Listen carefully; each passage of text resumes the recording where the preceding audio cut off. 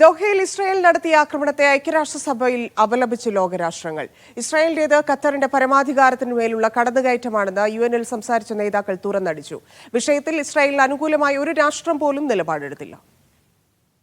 ഫലസ്തീൻ വിഷയം ചർച്ച ചെയ്യാൻ സമ്മേളിച്ച യുഎൻ പൊതുസഭയിൽ ദോഹയിൽ സെപ്റ്റംബർ 9 നടന്ന ഇസ്രായേൽ ആക്രമണവും പലകുറി പരാമർശിക്കപ്പെട്ടു.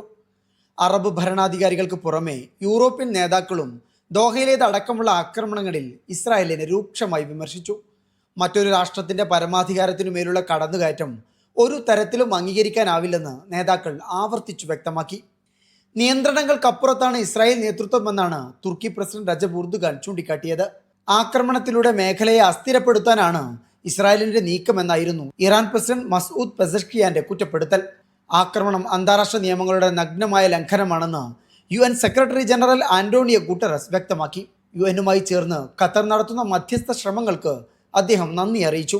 പൊതുസഭയിൽ സംസാരിച്ച ഖത്തർ അമീർ ഷെയ്ഖ് തമീം ബിൻ ഹമദ് അൽഥാനിയും വിഷയം ലോകരാഷ്ട്രങ്ങൾക്ക് മുമ്പിൽ ശക്തമായി അവതരിപ്പിച്ചു. ഖത്തറിന്റെ സഹിഷ്ണുത ദൗർബല്യമായി ഇസ്രായേൽ കണക്കാക്കരുതെന്ന് അദ്ദേഹം മുന്നറിയിപ്പ് നൽകി. ദോഹയിൽ നടന്ന ആക്രമണം ഭരണകൂട ഭീകരത തന്നെയാണ്. നയതന്ത്ര ശ്രമങ്ങൾ അട്ടിമറിക്കാനാണ് ഇസ്രായേൽ ലക്ഷ്യമിട്ടത്.